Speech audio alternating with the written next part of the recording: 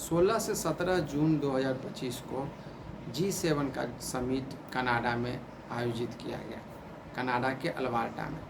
आपको पता होना चाहिए कि कनाडा में G7 का ये जो है 7th शिखर सम्मेलन था। ठीक, G7 दुनिया के 7 सबसे पावरफुल देशों का एक समूह है, जो हर एक साल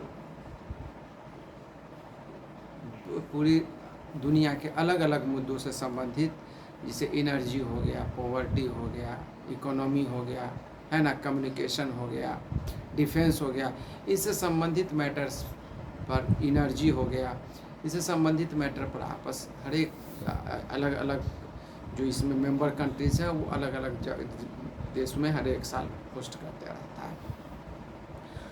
ये G7 कंट्रीज़ कितना पावरफुल है इसका आपको इसी से अनुमान लग सकता है कि ये पूरे वर्ल्ड के नेट एसेट्स का लगभग 60% से 62% होल्ड करती है। जो नॉमिनल जीडीपी का है लगभग 46% G7 कंट्रीज़ होल्ड करती है, और परचेजिंग पावर पैरिटी के हिसाब से लगभग 32% इसके जीडीपी होल्ड करती है।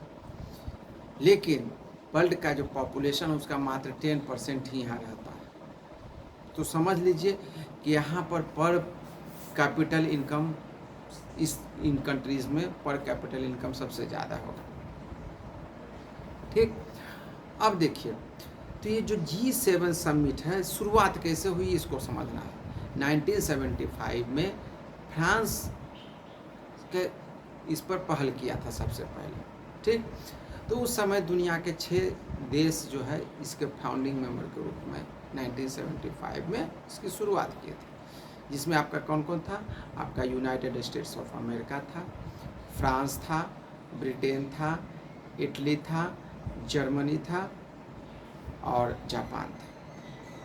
ठीक, इसके बाद और जस्ट अगले साल, ठीक, 1976 में इसमें कनाडा को इंक्लूड किया गया। उसके बाद ये जो था वो G6 से G7 बन गए। शुरुआत में 6 कंट्रीज़ थी, उसके बाद 7 कंट्रीज़ का इस G7 हो गया।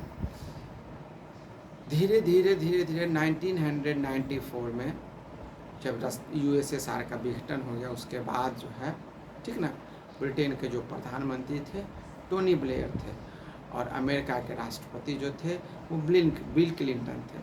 वो रूस के राष्ट्रपति बोरिस येल्त्सिन को वो इनवाइट किए। ठीक, 3 सालों के बाद 1998 में रसिया को इस G7 का पूर्ण रूपेण मेंबर बना दिया गया। तो अभी G7+1 यानी G8 हो गया, और ये लगभग 2014 तक रहा। जब 2014 में ये रसिया में ही होने वाला था, लेकिन चूँकि क्रीमिया क्राइसिस के कारण, ठीक ना, ये मतलब रसिया इसमें भाग नहीं ले पाया। लेकिन उसके बाद इसको रसिया को इस समूह से हटा दिया गया, ठीक ना, और फिर G7 हो गया।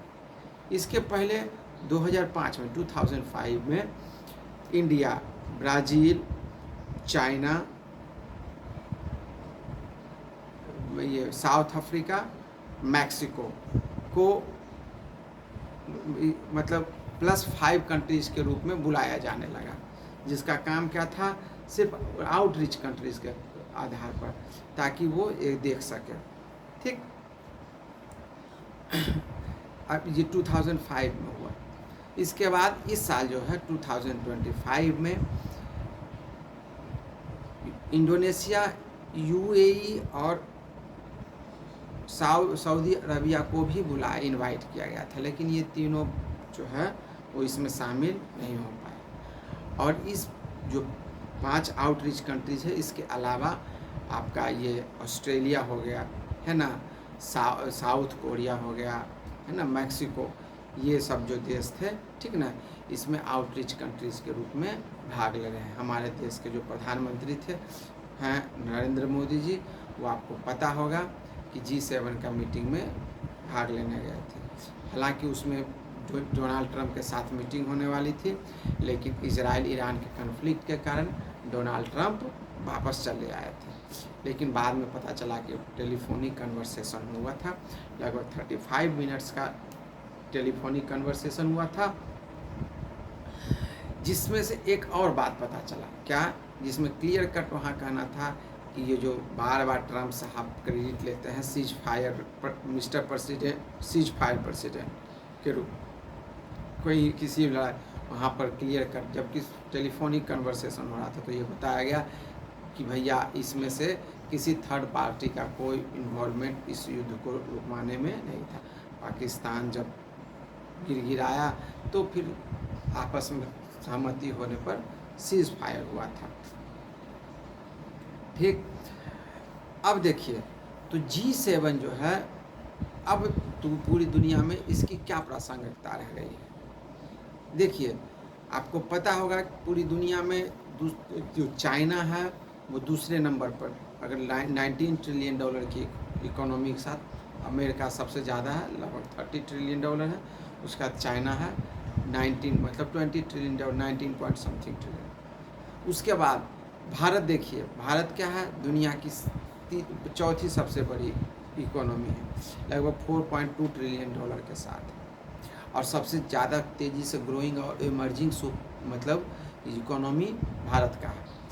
तो G7 का कोई वैसा विशेष महत्व अब जो है इसमें अगर कहा जाए तो अगर ये तीनों देश, दोनों देश को शामिल किया जाएगा तभी फिर इसका अपना उपयोगिता और इसका क्रेडिबिलिटी और ज़्यादा बेहतर हो जाएगा।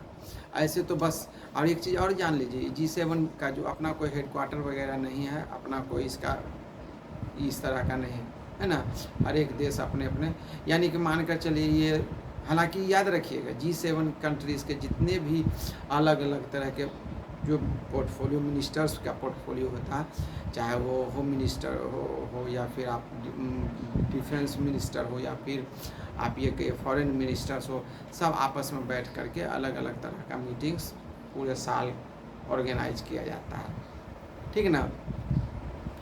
और उसके बाद फाइनल एक सभी जो उस देश के शासन अध्यक्ष होते हैं उस सब का अपना मीटिंग होता है। इस जो 2025 कनाडा में जो मीटिंग चल रहा था, इसको मार्क कार्ने जो कनाडा के प्रधानमंत्री हैं, नए प्रधानमंत्री जस्टिन ट्रूडो के बाद बने हैं, ठीक ना, वो इसको होस्ट कर रहे थे। आपको पता होना चाहिए कि ये स्पेशल टेलीफोन करके प्रधानमंत्री मोदी जी को इनवाइट किए थे, क्योंकि कनाडियन राष्ट्रपति प्रधानमंत्री को ये पता है कि अगर हम भारत के साथ मिलकर नहीं चलेंगे, आप देखे होंगे कि ट्रम्प का बोल रहे थे कि हम कनाडा को एक अपना 51st जो है अपना स्टेट के रूप में उसको हम शामिल करना चाहते हैं। तो कनाडा और अमेरिका का भी जो आपस का रिश्ता है वो अभी खटाई में पड़ा हुआ है। तो अब कनाडा के राष्ट्र प्रधानमंत्री को पता है कि जस्टिन ट्रूडो जो भारत के साथ जो खाई बना कर गए हैं, फिर से उसको पाट करके ही हम, चूँकि याद रखिए कनाडा का जो इकोनॉमी है लगभग 2 ट्रिलियन डॉलर की इकोनॉमी है, और भारत का जो पता होना चाहिए कि बहुत तेज़ी से बढ़ेगी 2047 तक। ऐसा माना जाता है कि भारत की इकोनॉमी कम से कम 30 ट्रिलियन डॉलर से ऊपर की हो जाएगी, और सबसे मतलब स्ट्रॉन्गेस्ट इकोनॉमी है, ठीक ना, क्योंकि यहाँ पर कहा जाता है, ऐसा माना जाता है कि यहाँ क्राइसिस आने की संभावना पूरे यूरोपियन और अमेरिकन कंट्रीज़ में 50 से लेकर 90% से ऊपर तक है, लेकिन यहाँ पर इस तरह का क्राइसिस आने की संभावना 0% के बराबर है, ठीक। तो ये आज हमारा G7 का जो टॉपिक्स था ये पूरा कंप्लीट किया गया है। आगे आने वाले टॉपिक्स में कल आपको डिप्लोमेसी और डायस्पोरा के बारे में बताया जाएगा। बहुत इम्पोर्टेंट है, डिप्लोमेसी कैसे इंटरेक्ट करता है, ये टॉपिक है जो कि आपको पूरा आप पब्लिक एडमिनिस्ट्रेशन का बेसिक्स को समझने में उससे बहुत आसानी होगी, ठीक। और ये आपको ये समझ में आएगा कि हमारा जो सिस्टम है फॉरेन मिनिस्ट्री ये किस तरह से काम करता है।